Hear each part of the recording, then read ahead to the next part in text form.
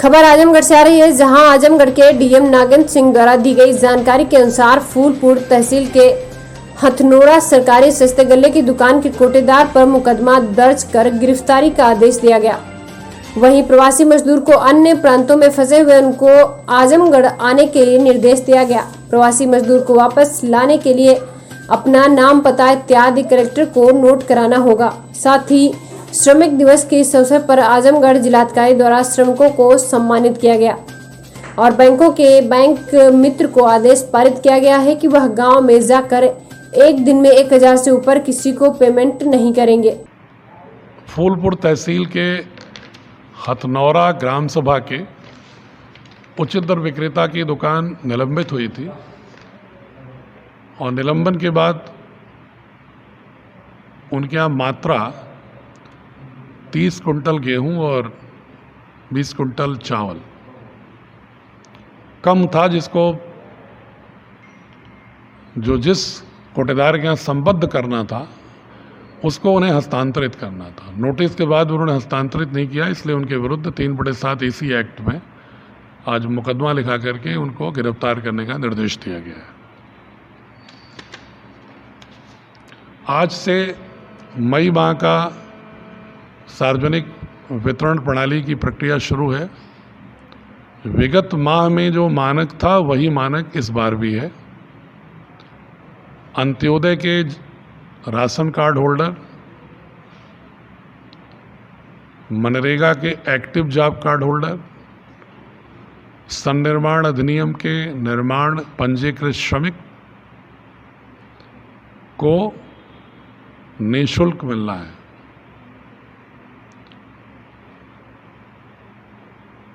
साथ ही जो अन्य लोग हैं,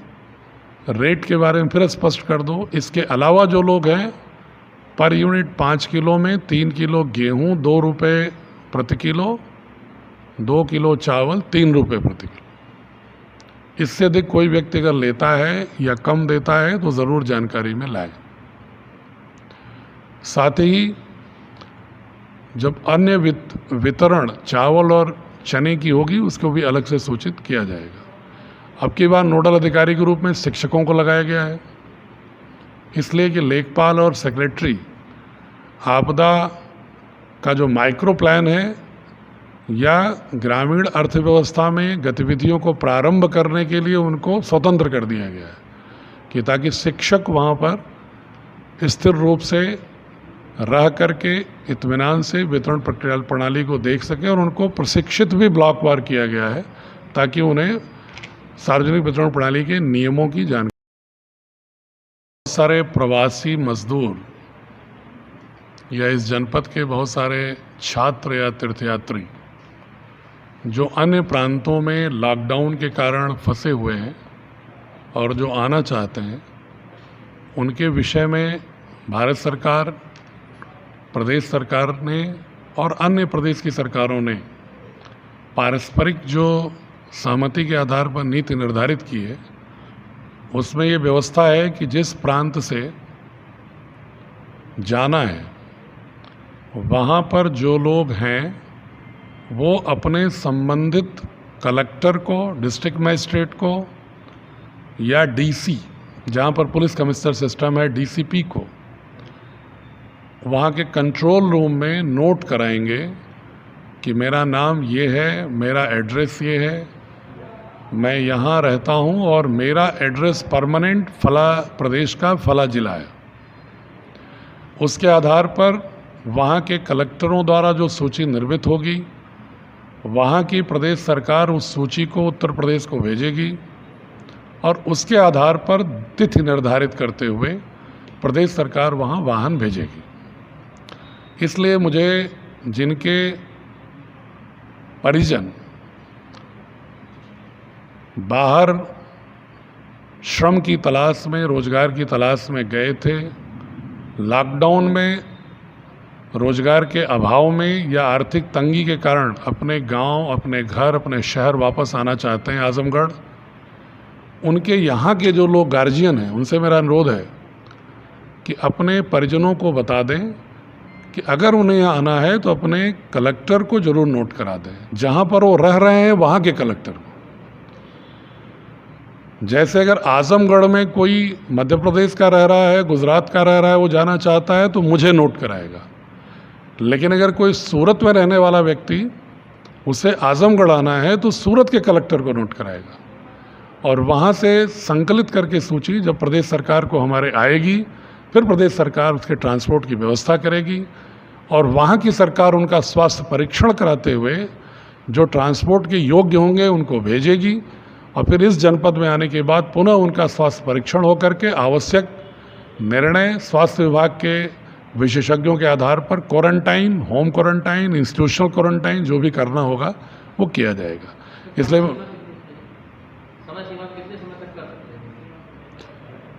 इसमें कोई समय सीमा अभी निर्धारित नहीं है, लेकिन तत्काल नोट करा दें। और एक मैं आंकड़ा आपको बताऊं कि हमारे यहाँ भी वैसे भी जो मेरे जनपद के आजमगढ़ के रहने वाले लोग दूसरे प्रांतों में हैं, वो प्रायः अपनी समस्याएं बताते रहते हैं। प्रतिदिन कम से कम 250-300 फ़ोन आते हैं। उनमें ज़्यादातर लोग आने की बात करते हैं, कुछ लोग वहाँ पर भोजन की समस्या की बात करते हैं। मैं उनके परिजनों को बताना चाहता हूँ, और अगर वो सुन रहे हैं तो नहीं बताना चाहता हूँ कि उनकी जो भी समस्या होती है प्रतिदिन मैं उसको संकलित करके जो प्रदेश के हमारे नोडल अधिकारी उस प्रांत के लिए हैं उनको मैं भेज देता हूँ, और वो वहाँ के उस प्रांत के नोडल अधिकारी से वार्ता करके सलूशन कराते हैं। जो लोग आना चाह रहे हैं कायदे से उनको अपने जहाँ रह रहे हैं वहाँ कलेक्टर को नोट कराना चाहिए। फिर भी उनकी सुविधा के लिए अगर हमारे यहाँ भी नोट करा देते हैं तो मैं उसको संकलित करके अपने प्रदेश के जो नोडल अधिकारी अन्य प्रांतों से कोऑर्डिनेट करने के लिए बने हैं उनको भी मैं सूची को भेज दे रहा हूं, ताकि वो उस प्रांत के कलेक्टरों को सूची भेज दें। लेकिन सही व्यवस्था ये है कि इस प्रोसेस में डिले होगा, इसलिए आप जहां रह रहे हैं अपने कलेक्टर को सूचित करें संबंधित डॉक्यूमेंट जो मांग रहे हैं उसके साथ, ताकि उस व्यवस्था को। श्रमिक दिवस है, मनरेगा के 5 ऐसे श्रमिक जिन्होंने विगत 3 वर्षों में 100 दिन काम किया और उनको सन्निर्माण कर्मकार अधिनियम के अंतर्गत पंजीकृत श्रमिक के रूप में भी लाभ दिलाया गया। उन लोगों को आज मेरे द्वारा जनपद की ओर से सम्मानित किया गया श्रमिक दिवस पर। मैं समस्त जनपद वासियों को बधाई देता हूं, और ये भी अनुरोध करना चाहता हूं कि हम सभी लोग बृहत्तर श्रम बाजार के हिस्से हैं। We are are part of the labour market. कभी कभी हिंदुस्तान में भ्रम होता है कि जैसे जो अधिकारी है, व्यापारी है, उद्योगपति है, वह मालिक है, और जो काम करने वाले लोग ही सिर्फ उसमें श्रमिक। मैं बहुत विनम्रता से उन्हें बताना चाहता हूं कि व्यापक रूप से जो अर्थतंत्र की जो मौलिक सिद्धांत हैं उसके अनुसार यह पूरा संसार ही गतिविधियों के लिए लेबर मार्केट है, और उसमें प्रत्येक व्यक्ति श्रमिक है। अगर मैं जिलाधिकारी हूं तो मैं भी लेबर मार्केट का हिस्सा हूं,